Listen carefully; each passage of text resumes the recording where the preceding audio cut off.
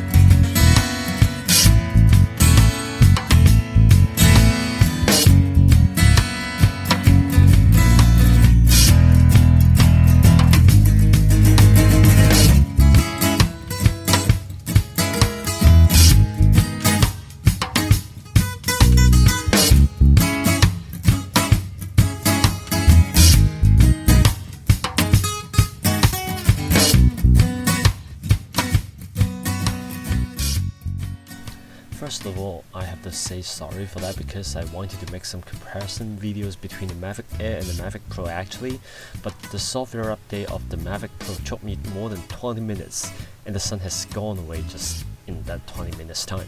So, a lesson for me. Next time I will remember to check and update the firmware at home. Anyway, I will now share some thoughts about the newly released DJI Mavic Air. Firstly, the Mavic Air is so portable, so compact, and the removable remote controller stick is a genius design. The drone is still very stable and is quiet. Secondly, I have so much fun with the new S-Droid Quickshot mode. This Quickshot mode gives us new horizon in making video in professional way or just to share with friends. This is so much fun. But for the boomerang, I've tried a few times but they didn't go well. I will practice more to try to get used to it. The Mavic Air got a wider lens than the Mavic Pro. Its color is more saturated, but it seems to me that the camera is not as sharp as the Mavic Pro. I will shoot some more footage and maybe do some side-by-side comparison next time to check in detail. Thanks for watching and I hope you'll find this sharing useful. I'll see you next time.